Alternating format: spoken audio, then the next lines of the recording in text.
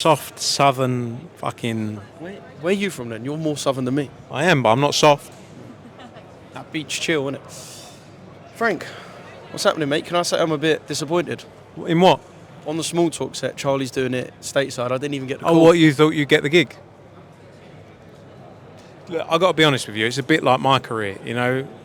For years I've been behind Eddie, and only now do they really let me out and do an interview. So you need to take time. You had your commentary debut the other week, didn't you? So like you can't have it all at once. Yeah, I don't want to get greedy. Otherwise, can you imagine it? Your ego? Like your ego is getting towards Parsons' level. So Frank, come on. You know, if you were on small talk as well, it'd be uncontrollable. And I'm a bit too big for small talk, I think. What? Height in height? Height-wise. Actually, that makes sense why they had Frampton and Jamie. Yeah. The best moment of Frampton's career, as he said.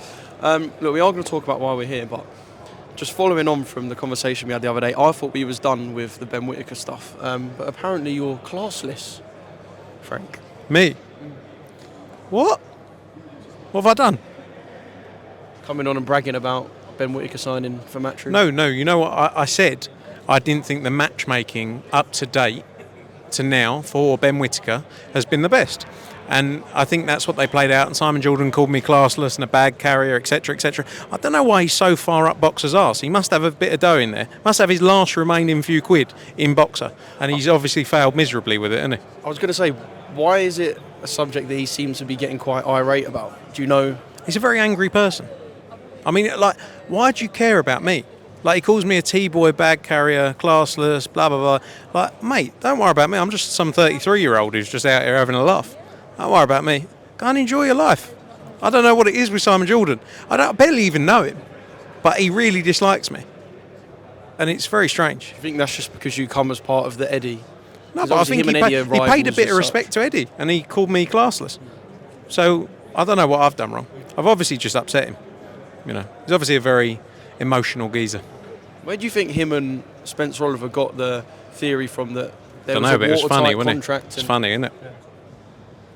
Actually, that was at the weekend, wasn't it? They were talking about it, saying, "Oh, he's just signed a new contract." I was like, with someone else.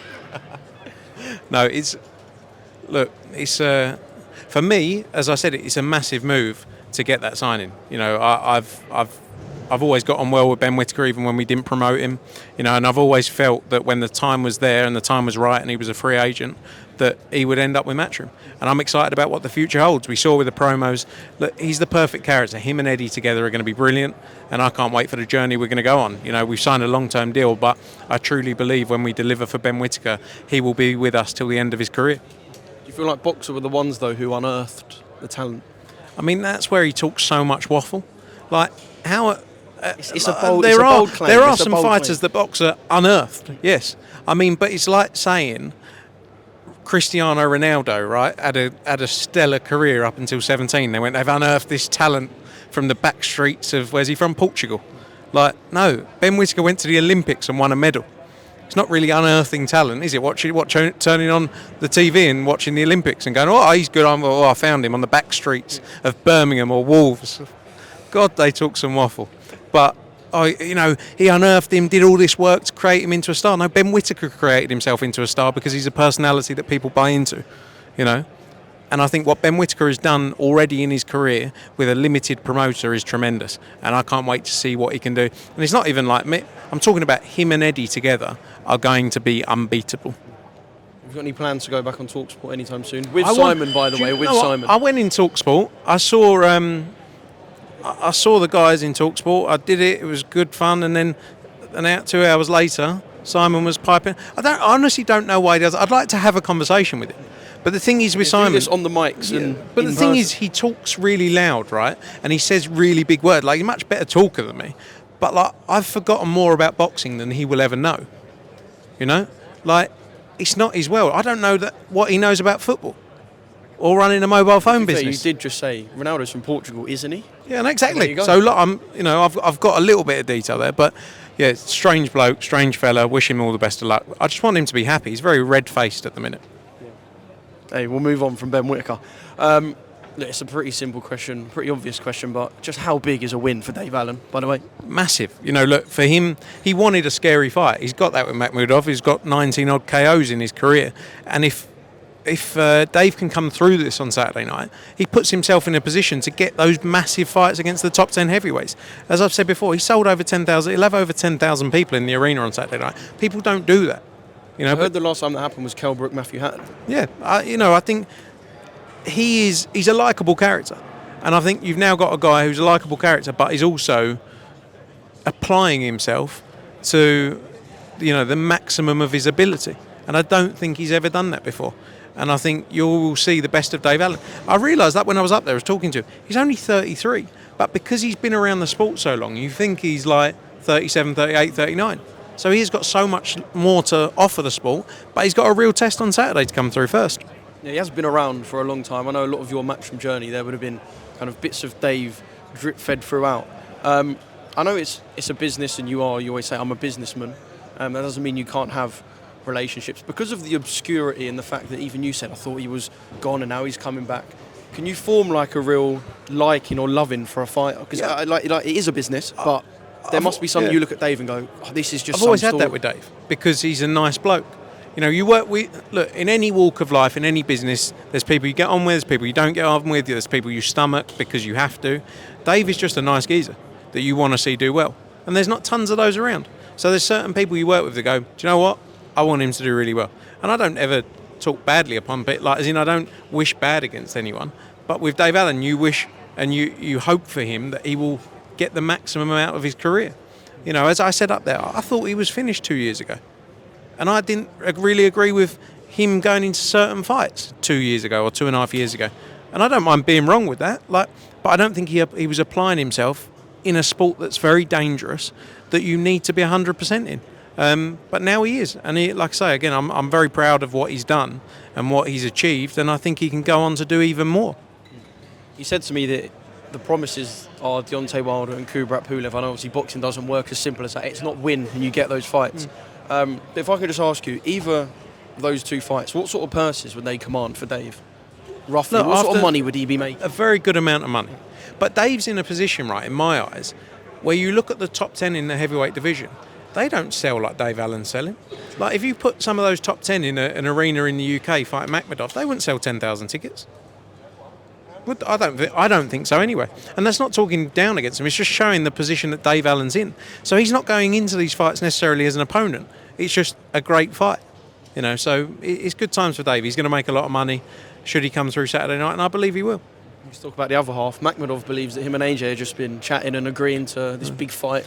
Should he beat Dave? I think it may be slightly I think Makhmedov DM'd Anthony Joshua. I'm not sure Anthony Joshua DM'd Makhmedov and went, fancy a fight next year.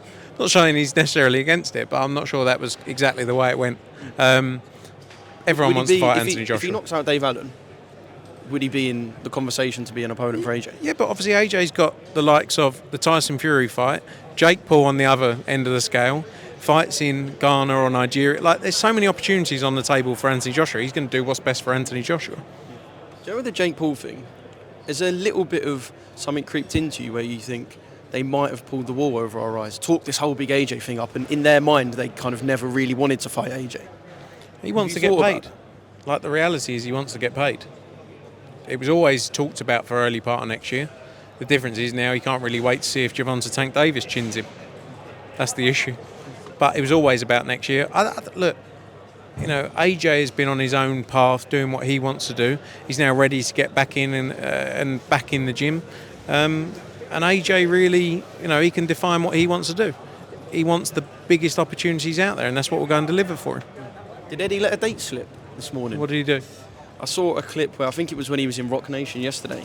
I saw a clip just like it was kind of filmed casually on a phone. He went through the schedule and said, Monaco, then you guys go to LA. He went, then we're in Africa on the 19th or the 20th. Is that an Anthony Joshua date? No, it's not an Anthony Joshua date. Maybe he's just in Africa. I doubt Eddie's just... Well, he might Maybe be he's going on holiday to Africa. Okay. What's going on in Africa on the 19th/20th? Wait and see. Look, I'm the wrong man to give away secrets. Yeah, I do rarely get anything out of you. Eddie's the one to let a couple bits. Do you know the proudest I've been of Eddie recently? When we signed Ben Whitaker, right? So 10 days ago, so last Sunday it would have been, 10 days ago, I got a phone call saying we're good to go on Ben Whitaker from Will Harvey, his manager. Let's get contracts back and forth. So we went back and forth for 3 or 4 days, got the contract together. We filmed a promo on Friday to then announce on Monday. And did you see? It didn't leak anywhere, did it? And we barely told anyone, even people in our office. No one knew. And we kept it really secret. I'm so proud of Eddie, because normally in an interview you go, I've got something big coming. I've got something big coming. But he said nothing. So I'm very proud of him. Yeah. Feel like a father figure, you know. Yeah. Well done to Eddie. Yeah. All that time in the sport, and this is the first time he hasn't managed He's to leak managed something. to. He's managed to keep it secret. You don't believe this Tyson Fury return, do you? Yeah, Oh, you do? yeah. I always thought he'd return. That's what Tyson Fury does. Makes it part of the Tyson Fury show, doesn't it? And then he'll fight Anthony Joshua, of course. I think so. I think we'll see that fight. Fair enough. Frank, thank you very much, mate. I will see you on Saturday. Just a quick word for everyone about the double header. Sheffield into Philly, pound for pound style boots. Massive night on the global. Do you want me to boxing do it, or DAZN. you just done it? Done it. I mean, basically, what he just said. Do not miss it. Saturday night, we start in Sheffield, 10,000 people. Dave Allen knocks out Makhmudov. Then we cross over the borders and we go and see Eddie Hearn in Philadelphia, watching the pound for pound star Jerome Boots Ennis, all live on DAZN Boxing, the home of boxing, global home of boxing. Matchroom times DAZN. See you then. Thanks very much. Goodbye. Bye bye. Looks better in a suit.